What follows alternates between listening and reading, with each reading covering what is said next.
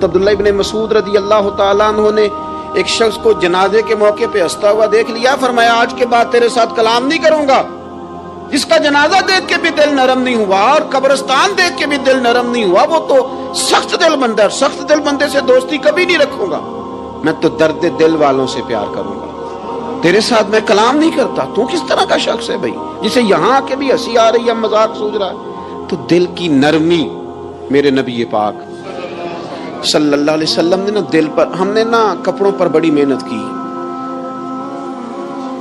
ہم نے چہروں پر بڑی محنت کی، ہم نے اپنے ظاہر کو سنوارنے پر بڑی، ہم نے اپنے حق میں بڑے بڑے لفظ یاد کیے، بڑی کہانیاں یاد کی، پر دل کے لیے محنت، اس پر محنت ہی نہیں کی۔ کسی گلاس میں تھوڑی سی غلاظت ہو نا، دودھ تو دور رہا، شہد تو دور رہا، اس میں کوئی پانی بھی نہیں پیتا، تھوڑی سی غلاظت ہو، اور آپ کی آنکھوں کے سامنے وہ غلاظت دھل بھی گئی، صاف بھی ہو گئی، شرعی تقاضے پورے ہو گئے، پھر بھی کچھ لوگ کہتے ہیں میری طبیعت نہیں مانتی، میرا دل نہیں مانتا۔ صحیح کہہ رہا ہوں میں؟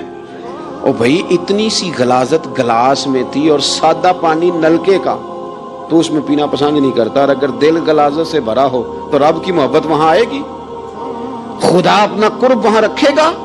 کسی سے جلنا، کسی سے حسد کرنا، کسی کے بارے میں عداوت رکھنا، کچی بولیاں بولنا، اور اب تو اتنا عجیب حال ہو گیا، جماعتوں کے بارے میں برا خیال کرتی ہیں۔ خانقاہ اور آستانوں کا یہ حال ہے کہ سبق پڑھایا جاتا ہے دوسرے کے خلاف، بس ہم ٹھیک ہیں۔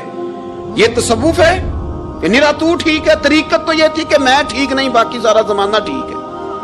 تو کس چکر میں پڑا ہوا ہے؟ اعلیٰ حضرت فاضل بریلوی رحمۃ اللہ تعالیٰ علیہ کے ایک درویش تھے، تو فاضل بریلوی رحمۃ اللہ سے کہنے لگے میں نے مرید ہونا ہے، فرمانے لگے پتر جلدی نہ ہو، جا سارا زمانہ دیکھ، اگر کوئی میری طرح کا مل گیا، مجھ سے بہتر مل گیا تو پھر میرے ساتھ وعدہ کر وہیں رہ جانا، ہاں اگر تیرے خیال میں نہ ملا تو پھر آنا، جا گھوم زمانہ دیکھ۔ یہ کیا بات ہوئی کہ آپ نفی کرنے لگے سارے زمانے کی اور کہیں صرف میں ہی ٹھیک ہوں، فقط میں ہی ٹھیک ہوں؟ یہ طریقت ہے؟ اور تصوف والے تو لوگ یہ کہا کرتے تھے میں تے بندہ ٹھگ جے لوکو، میں تے بندہ چور، اور جس دا خلقت کلمہ پڑھ دی او محمد ہور۔ وہ لوگ تو نفی کرتے تھے، وہ لوگ تو نفی کرتے تھے اپنی، کہتے تھے میں کوئی شے نہیں، میں تے بندہ ٹھگ جے لوکو، او میں تے بندہ چور۔ میاں محمد بخش صاحب رحمۃ اللہ علیہ، ایک عالم نگار نے لکھا تھا کہ وہ کچھ لوگ نا سکھ ہندو یہاں رہتے تھے، تو ان کا نام محمد تھا چونکہ، تو بات کو شبہ پڑ گیا کہ شاید جن کا لوگ کلمہ پڑھتے ہیں نا مسلمان، معاذ اللہ یہ وہ والے ہیں۔ تو میاں صاحب اپنے بارے میں کیا کہے، وہ میں تے بندہ ٹھگ جے لوکو، میں تے بندہ چور، جس دا خلقت کلمہ پڑھ دی او محمد ہور، او میں تو ایک ٹھگ ہوں۔ حضرت میاں شیر محمد صاحب شرف پوری رحمۃ اللہ علیہ سرتاج ہیں اولیاء کے، پیر سید اسماعیل شاہ صاحب بخاری حضرت کرما والا شریف والے، وہ کہتے ہیں میں بیعت ہونے کے لیے جب شرف پور شریف آ رہا تھا تو رستے میں مجھے ایک بزرگ مل گئے، تو مجھے کہنے لگے کدھر جا رہے ہو، کون ہو؟ میں نے کہا میں سید ہوں اور میاں صاحب سے بیعت ہونے جا رہا ہوں۔ تو مجھے کہنے لگے وہ تو دنیا دار ہے، جیبوں میں ہاتھ ڈالتا ہے لوگوں کی، تو سید ہو کے رائیں کے پیچھے کیا لینے جا رہا ہے؟ جڑا بلے نو سید آکھے دوزخ مل نہ سزائیں، تو جڑا بلے نو رائیں آکھے او جنت پینگا پائیں، چونکہ رانجا رانجا کر دی نی میں ہوں آپ ہی رانجا ہوئی، رانجا یاکھن ساریاں میں نو ہیر نہ آکھے کوئی۔ وہ تو کدھر جا رہا ہے؟ کہتے میں نے کہا بابا زیادہ باتیں نہ کر، ناراض ہو جاؤں گا۔ کہتے بابے نے کئی دفعہ رستے میں مجھے منع کیا، نہ جانا نہ جانا، فلانی جگہ چلا جا فلانی جگہ، لیکن میں چلا گیا، میری طلب صادق تھی۔ جب میں باہر جا کے بیٹھا تو اندر سے بلاوا آیا کہ میاں صاحب نے بولا، اندر گیا تو یہ تو وہی بابا جی ہیں جو مجھے روک رہے تھے، تو میاں جی خود ہیں حضرت میاں صاحب، کہنے لگے بیلیا تینوں بڑا موڑیا پر تو مڑیا ہی نہیں۔ وہ تو روکتے تھے، اپنی نفی کرتے تھے، دل صاف دوسرے کے بارے میں، نظریہ صاف، کسی کے بارے میں خیر کا جملہ، کسی کی وکالت کرنا، کسی کا عیب چھپانا، کسی کے بارے میں اچھے لفظ بولنا، یہ مومن کی شان ہے۔ مومن کا دل ایسے سونا، میرے نبی پاک صلی اللہ تعالی وسلم نے فرمایا یہ میرا زید بن حارثہ ہے، اس کا دل اللہ نے نور ایمان سے بھر دیا ہے، ایمان سے دل بھر دیا رب تعالیٰ نے۔ ایک دن صبح حضور نے پوچھا، اور داتا صاحب نے اس کو لکھا ہے، نبی پاک نے پوچھا آج تم نے صبح کس طرح کی؟ عرض کی یا رسول اللہ اس حال میں کہ میں پکا مومن ہوں، हुजूर ने फरमाया तू पक्का मोमिन है? किस तरह? कहने लगे या रसूलल्लाह मैं इस तरह का मोमिन हूँ कि सोना और मिट्टी मेरे लिए बराबर है, पैसे आ जाएं तब भी कोई टेंशन नहीं, ना आए। हजरत ज़ैद बिन हारिसा रदी अल्लाह तआला अन्हु अर्ज़ करने लगे हुजूर सोना और मिट्टी बराबर है, कोई परवाह नहीं। तो हुजूर ने फरमाया तेरे ईमान की दलील? अर्ज़ करने लगे या रसूलल्लाह मेरे ईमान की शान और दलील ये है कि मैं यहाँ ज़मीन पे बैठ के नज़र उठाऊं तो मेरी नज़र अल्लाह के अर्श तक जाती है। मैं बता सकता हूँ कि जन्नती जन्नत में जा रहे हैं और राज़ी हैं, जहन्नमी जहन्नम में जा रहे हैं और चीख रहे हैं, मैं बता सकता हूँ। तो हुजूर ने फरमाया फिर इसकी हिफाजत कर, फिर इस जज्बे की हिफाजत कर। जब दिल साफ हो, नूर ईमान से भरा हुआ हो, इल्म लदुन्नी कब आता है? इल्म लदुन्नी नेक आदमी को मिलता है। जब बंदा मुत्तकी परहेजगार हो ना, नाजायज ना खाए, नाजायज ना देखे, नाजायज ना बोले, तो फिर अल्लाह ताला उसे इल्म का नूर देता है। जो लोग कहानियों में उलझ जाते हैं ना, ज्यादा बातें करते हैं, ज्यादा घूमते हैं, ज्यादा साजिशी अनासर का शिकार होते हैं, उनके तो हाफ़िज़े कमजोर हो जाते हैं, याद ही नहीं रहता, बातें इतनी करते हैं पता नहीं सवेरे क्या कहा था, दोपहर को क्या कह रहे हैं। जब इंसान का दायरा कार तकवे वाला हो, फिर उस पर इल्म की रोशनी खुलती है, फिर दरवाजे करम के खुलते, अपने दायरे महदूद कर लिए जाएं। सोचे में बड़े बड़े लोग आपको जिंदगी में मिलेंगे, मशवरे देंगे, ओ जनाब आपको पता ही नहीं आप कितने बड़े हैं, आप फलानी जगह खड़े थे, फलाने के साथ हंस रहे थे। ये आपको खराब करना चाहते हैं, किसी तकब्बुर में मुब्तला करना चाहते हैं। आप जमीन पे रहें ताकि जमीन वालों से रिश्ता मजबूत रहे, दिल की सफाई, दिल साफ हो, कोई हसद नहीं, कोई कीना नहीं। पता है सबसे बड़ी बीमारी क्या है बंदे की? खौफनाक अलामत क्या है दिल के बीमार होने की? कि कोई बंदा बीमारी में है और इधर एक बंदा उसको देख के खुश हो रहा है, किसी को जवाल आ गया है, कारोबार डूब गया है और ये देख के खुश हो रहा है। मर गया इसका दिल, मुर्दा है, अंदर कोई दिल नहीं। आप यानी एक बंदा रुसवा हो गया और ये खुश हो रहा है, देखा मैंने नहीं कहा था। जब कोई किसी की रुसवाई, कमजोरी और किसी के जवाल पर राजी होने लगे तो फिर समझ ले कि इसका हाल इतना बुरा हो गया है कि अब ये अखलाकी तौर पर मुर्दा जिंदगी गुजार। हमारा अब ये हाल है कि हम लोगों के दुखों पर हंसने लगे।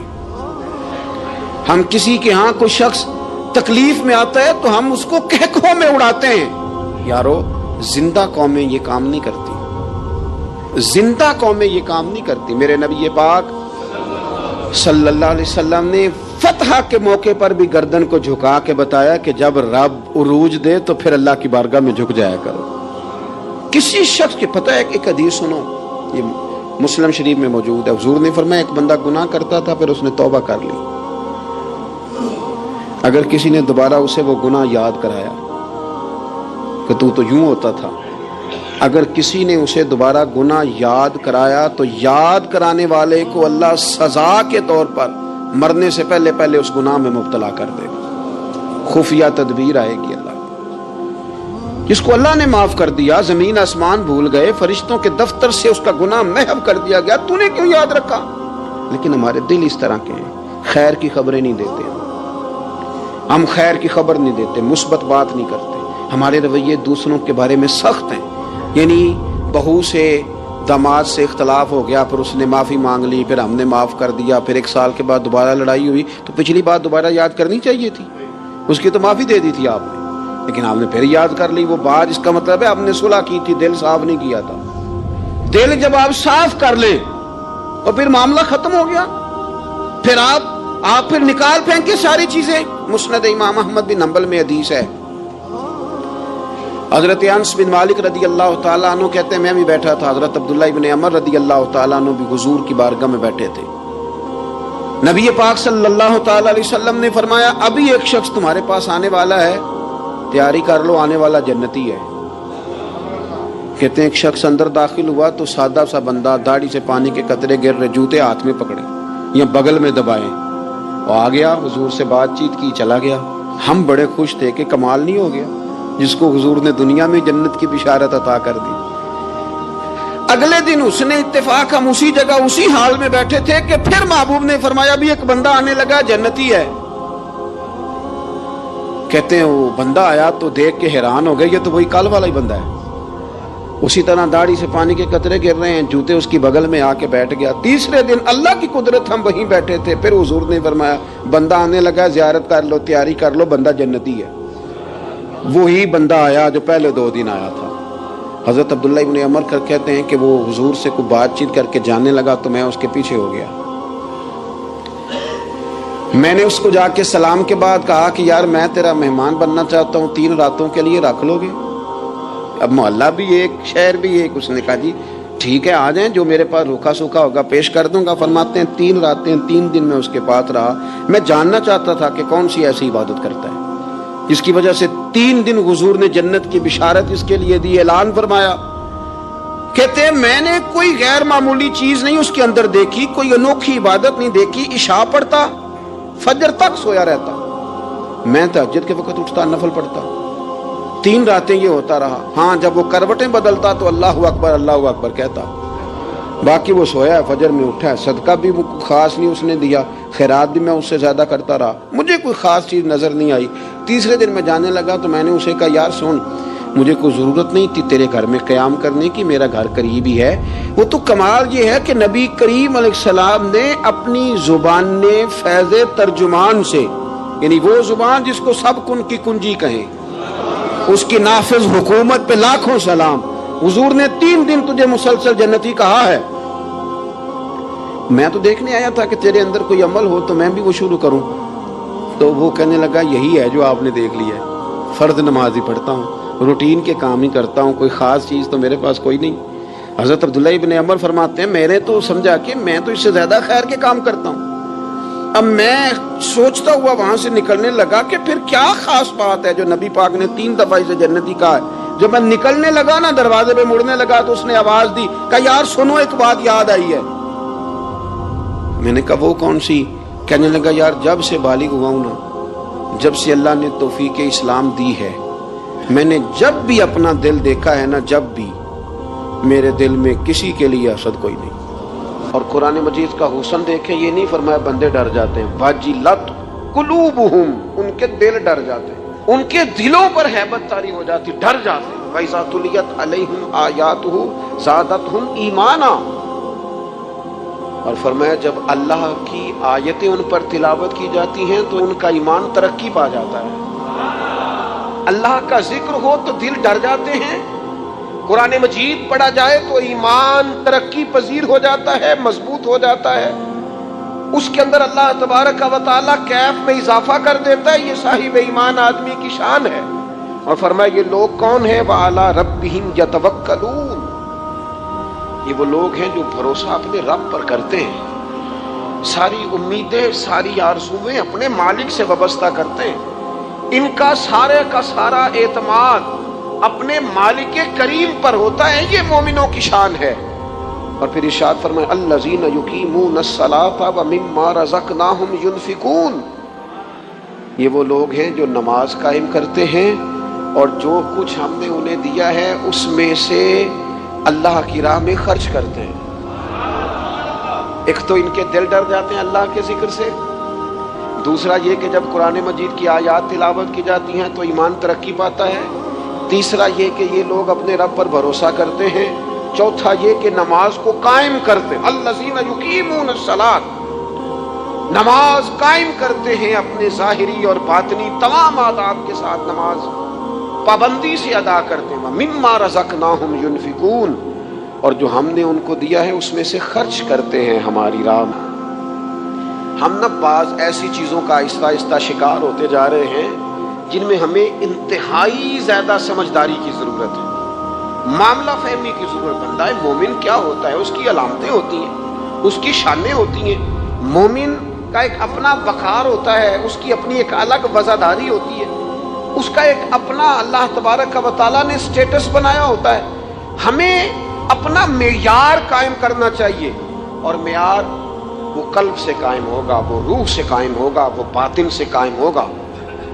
بندہ مومن کا مقام سب سے پہلے اسے خود پتہ ہونا چاہیے کہ میرا توکل کتنا مضبوط ہے، اسے خود پتہ ہونا چاہیے۔ مجھے نہیں پتا آپ میں سے فجر کس کس نے پڑھی ہے، مجھے تو اپنا پتہ ہے۔ یہ ہمیں خود پتہ ہونا چاہیے کہ ہمارا معیار کیا ہے نماز کے معاملے۔ میں نہیں جانتا آپ کی جیبوں میں کتنا ہے اور آپ کتنا اللہ کی راہ میں خرچ کرتے ہیں، یہ بندے کا رب سے رشتہ ہے، یہ آپ